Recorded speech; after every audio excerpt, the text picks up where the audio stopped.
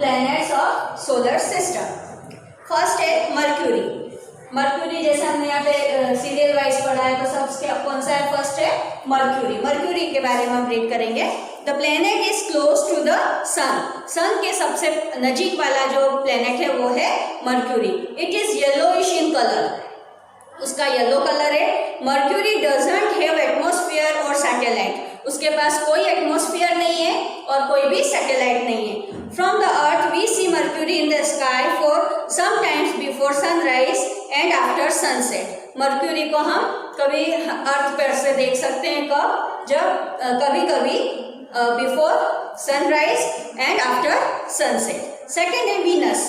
It is most dazzling planet in the solar family. In size and weight, it is like Earth, like twin brother of Earth. It resembles the moon in shine. It does not have a satellite due to thick cover of gases and clouds around it. Less knowledge is there about it.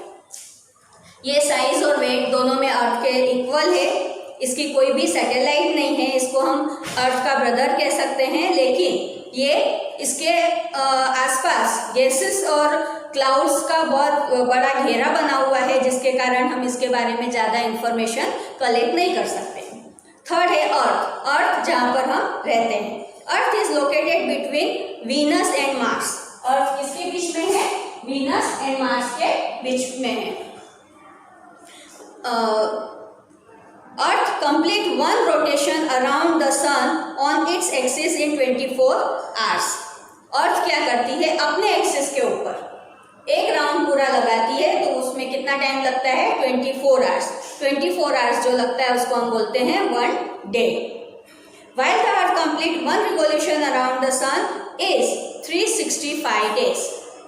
ये अर्थ अपने आप में revolution करती है। Then जब वो पूरा अर्थ का एक राउंड पूरा लगाती है, तो वो कितना टाइम में लगाती है? 365 डेज में, जिससे हम लोग सीजन्स जो आते हैं वो सारा 365 डेज में 1 ईयर होता है, और 1 ईयर हम कंप्लीट करते हैं 365 days. Event such as day and night and the change of season can only be seen here. Earth has one satellite, moon. Earth का सैटेलाइट कौन सा है? मून का। और डे एंड नाइट जो होता है प्रॉपर टाइम पर, वो ओनली एक ही प्लेनेट है अर्थ, जहाँ पर ये होता है। अब इसके सैटेलाइट मून के बारे में हम स्टडी करेंगे। It is the only satellite of earth. It takes about 27.3 days to complete its rotation on its axis around the sun. There is no atmosphere on the moon. There is no life on it, as there is no water and atmosphere about the moon. It is a non-luminous body. It is illuminated by the sun due to falling the meteorites on the surface of the moon. Large pits have formed. Extinct volcanoes are found here. है ना, यहाँ पर कुछ volcanoes find हुए हैं। ये 27.3 days में complete करता है अपना एक रोटेशन। इस पे कोई एटमॉस्फेयर नहीं है मून पर, नो लाइफ, उसके ऊपर कोई लाइफ नहीं है। यहाँ पर नो वाटर, नो एटमॉस्फेयर है। ये खुद भी लुमिनियस नहीं होता है। आप देखते होंगे कि रात को चंद्रमा चमकता है, लेकिन वो उसकी खुद की लाइट नहीं होती है, वो सन के साथ सन की लाइट लेकर लुमिनियस होता है। Then a Mars. It is beautiful red colored illuminated planet. Atmosphere of Mars is lighter as per seasons. More cold and heat is there on Mars. It has 2 satellites. Scientists are trying to develop organisms on Mars. तो यहाँ पर ये red colour का beautiful planet है और इस पे atmosphere बहुत ही लाइटर है। यहाँ पर सीजन बहुत ज़्यादा कोल्ड और हीट वाले सीजन्स होते हैं। इसकी 2 सैटेलाइट्स हैं और साइंटिस्ट ट्राई कर रहे हैं कि इसके बारे में ज़्यादा से ज़्यादा इंफॉर्मेशन कलेक्ट कर सकें। Jupiter is light yellowish white planet. Jupiter has gaseous atmosphere around it. The planet is believed to be very cold. It is the largest planet of the solar system. Jupiter क्या है? सबसे बिगर, सबसे largest planet है सन का, solar system का सबसे largest planet है. It has 79 satellites. In this also scientists have different opinions. This huge planet can be seen with the help of binocular. While watching through binocular, droplets can be seen on the surface which looks beautiful. इसको आप binocular की help से देख सकते हैं. 6 number है Saturn. In the solar system it is located between Jupiter and Uranus. कहाँ पर है ये? जुपिटर एंड यूरेनस के बीच में है. It looks beautiful with bright ring of blue colour. इसके आसपास ब्राइट कलर ब्लू कलर की रिंग है. It looks different because of rings. This rings look like a turban worn on the head. कैसी दिखती है वो? जैसे उसने टर्बन पहन रखा है, किसी ने अपने सर पर पगड़ी बांध रखी है, उस टाइप से ये शो होता है. Saturn is also called turban planet. इसको हम टर्बन प्लेनेट भी बोलते हैं. Saturn has more than 62 satellites. The surface temperature of Saturn is quite low because of its distance from the sun. इसकी 62 सैटेलाइट्स है और इसका टेम्परेचर भी कुछ कम है. 7 नंबर है Uranus. It is so far away from the earth that it could not be seen with the help of ordinary binocular. The light of sun is also like moonlight.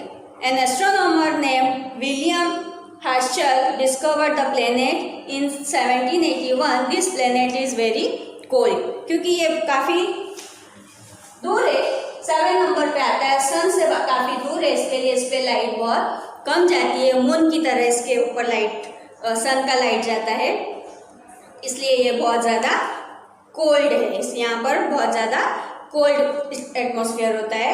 Atmosphere नहीं है लेकिन यहाँ पे बहुत ज़्यादा cold है ये planet. और यहाँ इसका डिस्कवर कब हुआ था? 1781 में.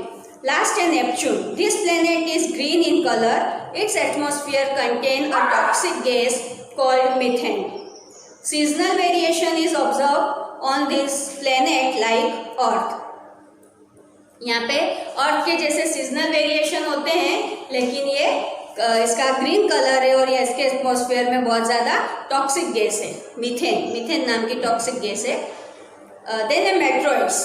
जैसा मैंने बताया सोलर सिस्टम के अंदर मेट्रॉइड्स भी इंक्लूडेड होते हैं, तो यहाँ पर कुछ मेट्रॉइड्स के बारे में स्टडी करेंगे. Sometimes it appears that star is falling from the sky at night. कितनी बार हम देखते हैं कि स्टार नीचे गिर रहा है, हम बोलते हैं ना कि स्टार नीचे गिरा.